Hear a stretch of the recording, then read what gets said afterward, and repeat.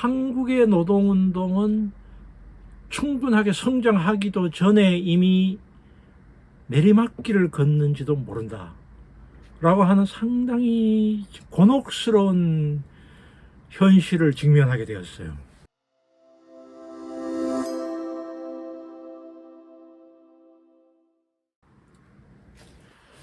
안녕하세요, 김동춘입니다. 제가 제 책을 소개하는 시리즈를 몇 개 지금 보내드리려고 합니다. 그래서 이제 제 책을 말한다 이런 주제로 그동안 제가 썼던 책들 중에서 거기에 약간 얽힌 스토리나 이런 걸 중심으로 이제 우리 독자들이나 제 책을 읽으신 분들 혹은 또 읽을 분들에게 약간 배경적인 이해나 혹은 또 이런 거를 드릴 그런 생각에 그렇게 이런 코너를 마련했는데요. 오늘은 이제 첫 번째는 제가 쓴 한국사회 노동자 연구라는 책인데요. 이제 이런 책입니다. 예, 한국사회 노동자 연구라는 책인데요. 1995년에 나온 지 꽤 오래됐죠.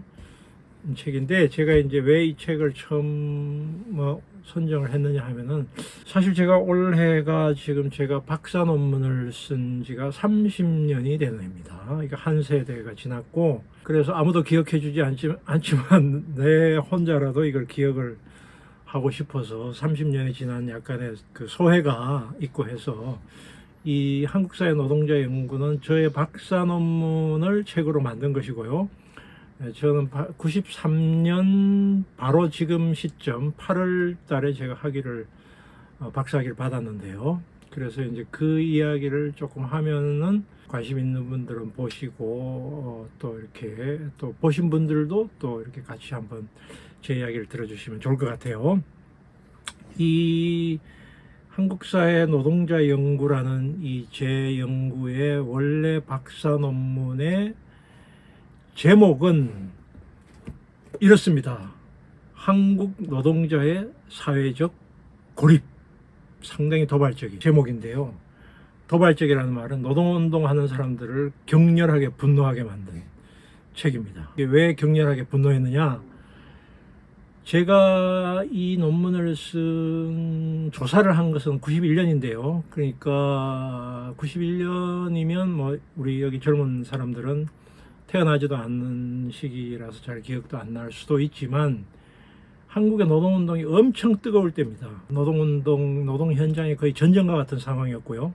그래서 이 한국의 노동운동이 앞으로 이제 엄청나게 말하자면 성장을 해서 한국에 말하자면 노동 세력이 노동자 정당도 만들고 해가지고 이제 한국 사회를 완전히 바꿀 것이다. 이런 기대가 큰 그 시점에 웬 사회적 고립?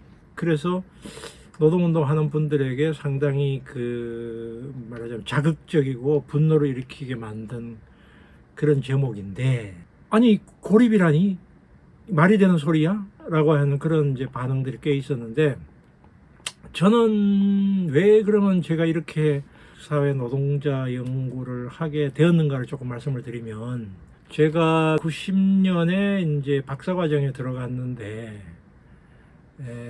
그 전에는 이제 교사를 좀 하다가 그만두고 나와서 역사문제연구소라는 데서 재야 연구자로서 이제 활동을 하고 있었는데요.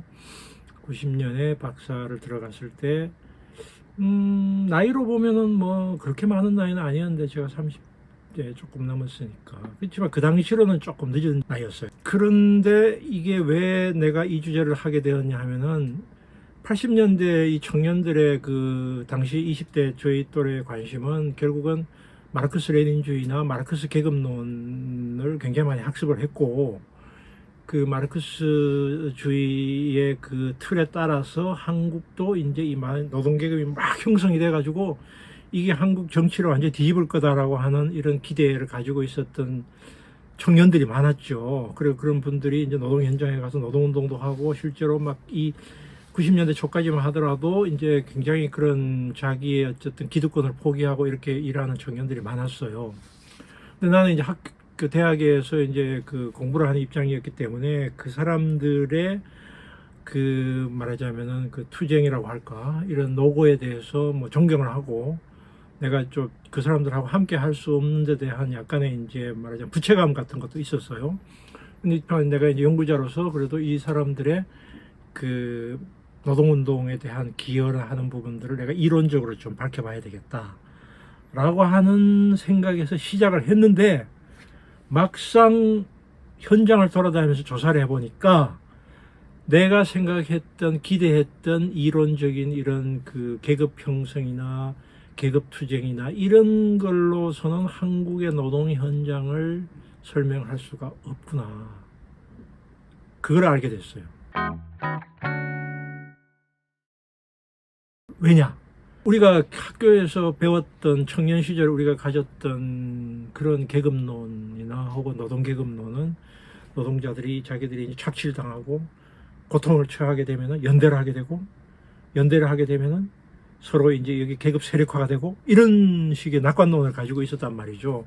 근데 이미 91년 시점이라는 거는 한국에서 노동자들이 대투쟁이 일어난 지 4년밖에 지나지 않는 시점이고 막 상승하는 국면인데, 내가 연구자로서 봤을 때는 이거는 그게 아니라는 겁니다. 이미 91년 무렵에 내가 봤던 현장의 노동자나 인터뷰했던 현장의 활동가들은 이미 한국에서의 노동운동은 기업별 형태로 어느 정도 왜소화돼서, 회사 문제는 관심이 엄청 높지만 사회적인 이슈에 대해서는 그다지 관심을 갖지 않는, 우리가 교과서에서 봤던 그런 식의 노동자하고는 상이 달랐다는 것입니다.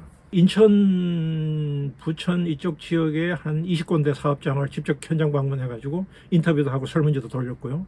그 다음 마산, 창원 지역에도 수십 군데 현장을 돌아다니면서 설문지도 돌리고 인터뷰를 했는데, 그걸 하면서 저는 한국의 노동운동은 충분하게 성장하기도 전에 이미 내리막길을 걷는지도 모른다 라고 하는 상당히 곤혹스러운 현실을 직면하게 되었어요. 그래서 노동자 연대가 어떻게 가능하고 연대가 어떻게 깨지는가, 이거를 보려고 했죠. 그래서 이 논문의 원래 제목, 연대와 고립화입니다. 이 논문의 원래 제목입니다. 그래서 제가 원래 타이틀은 노동자들이 어떻게 해서 연대가 되고 어떻게 해서 연대가 깨지는가, 여기에 부제가 있는데요. 87년 이후 한국의 중공업 노동자들의 계급 세력화의 좌절. 이거 상당히 도발적인. 그러니까 이게 좌절.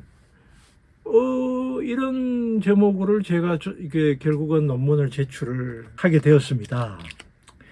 근데 약간의 에피소드를 이야기를 하면, 여기에 막 이렇게 코멘트를 막 해놓은 이 코멘트의 당사자는 최장직 교수입니다. 보통 논문을 심사할 때는 그 학교 교수가 4명, 외부 교수가 1명 혹은 2명 이렇게 합니다. 그래서 이제 그 최장직 교수는 이제 외부 교수로 이제 이 심사위원으로 모셨어요. 근데 약간 이런 이야기 하면 내 자랑 같은데, 한국에서 박사 논문을 3년 만에 쓴 사람이 있나? 없죠. 근데 제가 3년 만에 쓸 뻔했어요. 제가 입학한 지 3년 만에 이걸 제출했어요. 제출했는데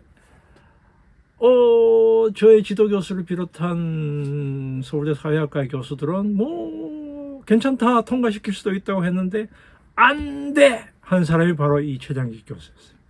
이게 박사 논문 쓴 사람들은 잘 알지만 외부 교수가 안 돼 하는 법은 없습니다. 외부 교수는 그냥 거기에 있는 교수들이 하면 따라해요. 당시만 하더라도 내가 30대 초반이었지만 나는 이미 꽤 알려진 연구자였습니다. 이미 이 운동권이나 학계에서 꽤 알려진 연구자였고, 그런데 최장직 교수가 비교적 그때 가까이 지내는데 산업사회 연구회라고 사회학하는 사람들의 연구 모임이 있었는데 거기에 회장도 하시고 가까이 지냈는데, 이분이 이제 정말로 나를 이뻐하는 마음에 김동춘은 국내 학자들 중에 대표 선수격이 될 수 있거나 그럴 사람인데 좋은 논문을 써야 된다. 좋은 논문을 써가지고 국내 학자들도 외국에 유학한 사람들 혹은 그 사람들보다가 더 뛰어난 연구 업적을 내할 수 있다는 것을 보여줘야 된다.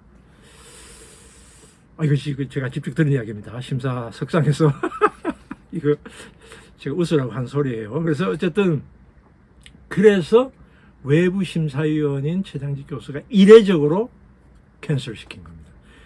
그래서 안타깝게 3년 반 만에 학위를 받았습니다. 어쨌든 그런데 이 논문은 상당히 파장을 많이 일으켰습니다. 당시에 노동운동하는 분들이나 또 노동연구자들에게도 약간 찬물을 끼얹는 거였거든요. 사실은 이 고립이란 말은 니코스 폴란차스라고 하는 그 정치사회학 하는 사람이 쓴 정치 권력과 사회계급에 나온 내용을 내가 차용한 것입니다. 즉 노동자의 고립은 일종의 자본주의 내에서의 고립 효과가 있다. 자본주의 시스템 하에서의 계급화를 좌절시키는 요인들이 작동하고 이 계급화를 좌절시키는 것을 폴란차스는 고립 효과라고 불렀어요. 그 고립 효과의 고립을 내가 여기다 갖다 쓴 겁니다.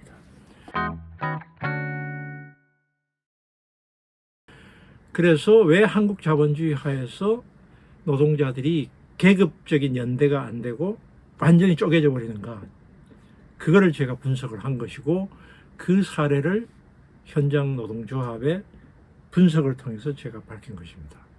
자, 세월이 많이 흘렀죠. 그럼 저는 당시에 제가 봤던 이 현실을 어떻게 정확하게 봤느냐, 저는 제가 학자적인 양심으로 제가 봤던 이 당시의 노동 현실은 그 이후 30년 동안 제가 봤던 것보다 훨씬 더 나쁜 방향으로 갔다고 저는 보고 있습니다. 한편의 기대는 약간 하면서도 야, 이렇게 가면 안 되는데 라고 하는 우려가 이 책에 담겨 있었는데, 현실적으로 외환위기가 닥치고 그 이후에 세월이 20년이 흐르면서 제가 보건대는 우리나라 노동세력은 훨씬 더 기업별 노조로 왜소화되고 노동기족 같은 담론이 마구 나와도 그거를 제대로 공격하지 못하는 형태로 이 기업별 노조로 완전히 고착되고, 조직률도 당시에 17, 8%까지 가다가 지금 한 14% 갔지만 조직률도 높아지지 않고, 노동운동은 일종의 뭐라고 할까, 노동조합으로 왜소화되면서 노동운동의 사회적인 영향력은 축소되었다고 보는 것이 제 판단입니다.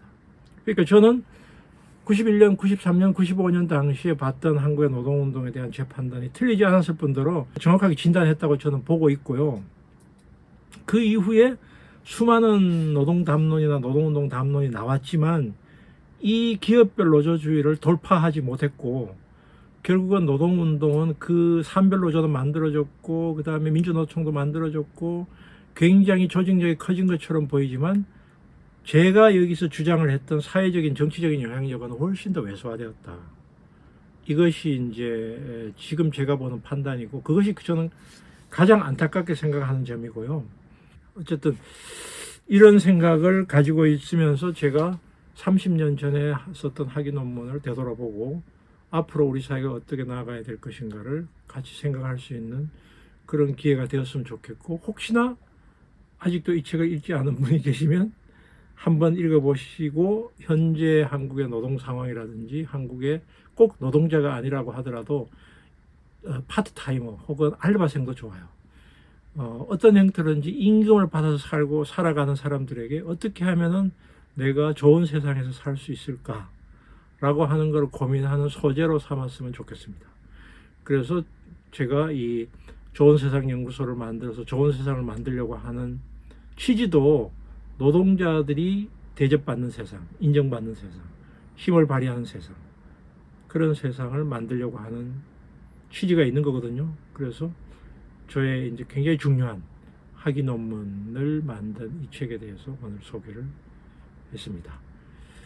들어주셔서 감사합니다. 앞으로 제가 이런 그 시리즈, 제 책 시리즈에 대한 이런 식의 설명을 계속 할 텐데요. 관심 있는 분들은 책도 봐주시고 또 좋은 세상 연구소에 가입도 해주시고 좋아요, 구독 눌러주시기 바랍니다. 감사합니다.